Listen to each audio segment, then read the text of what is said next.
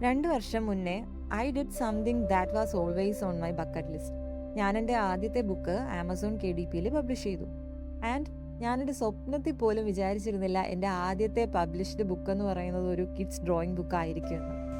And ഞാൻ ഒരു thousands of copies വിറ്റഴിക്കണമെന്നോ അല്ലെങ്കിൽ ഓവർനൈറ്റ് ഒരു ഓതർ ആവണമെന്ന് വിചാരിച്ചിട്ടൊന്നുമല്ല ക്രിയേറ്റ് ചെയ്തത്. ഞാനത് വെറും ക്യൂരിയോസിറ്റി ആൻഡ് പാഷൻ്റെ പുറത്ത് ചെയ്തതാണ്. And I want to just see my name printed on a real book on Amazon. അത്ര മാത്രം മതിയായിരുന്നു എനിക്ക്. പിന്നീട് ഞാനൊരു ഓതർ കോപ്പി വാങ്ങിക്കാനൊന്നും മുതിർന്നിരുന്നില്ല. ആൻഡ് എനിക്ക് സത്യം പറഞ്ഞാൽ എൻ്റെ ബുക്ക് എൻ്റെ പേരും എൻ്റെ ബുക്കും ജസ്റ്റ് ആമസോണിൽ കണ്ടാൽ മാത്രം മതി, അത് തന്നെ മതിയായിരുന്നു എനിക്ക് ഹാപ്പി ആവാൻ. ശരിക്കും പറഞ്ഞാൽ എൻ്റെ ഇന്നർ ചൈൽഡ് ഭയങ്കര ഹാപ്പി ആൻഡ് സാറ്റിസ്ഫൈഡ് ആയിരുന്നു.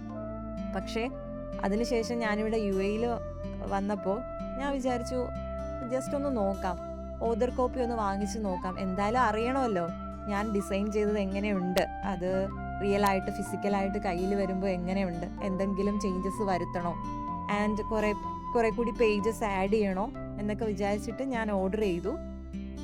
അതെന്ന് പറയുന്നത് ഒരു പ്രിൻ്റ് ഓൺ ഡിമാൻഡാണ്. നമ്മൾ ജസ്റ്റ് ഡിസൈൻ ചെയ്യുക, അതിൻ്റെ ഗൈഡ് ലൈൻസും കാര്യങ്ങളും എല്ലാം ആമസോൺ KDPയിൽ തന്നെ അവൈലബിൾ ആയിരിക്കും. നമ്മൾ ഏത് സൈസിൽ എങ്ങനെ ആ സൈസ് എല്ലാ ഗൈഡ് ലൈൻസും ആമസോണിൽ കൊടുത്തിട്ടുണ്ട്. അതനുസരിച്ച് നമ്മൾ ഡിസൈൻ ചെയ്തിട്ട് അപ്ലോഡ് ചെയ്താൽ മാത്രം മതി.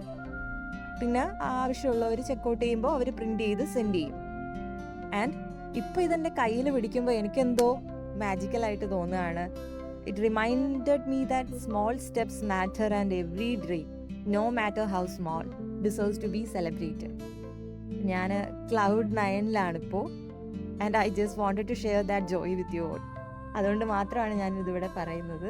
ആൻഡ് ആർക്കെങ്കിലും ആമസോൺ KDPയെ കുറിച്ച് കൂടുതൽ അറിയണമെന്നുണ്ടെങ്കിൽ ജസ്റ്റ് കമൻറ്റ് ബിലോ.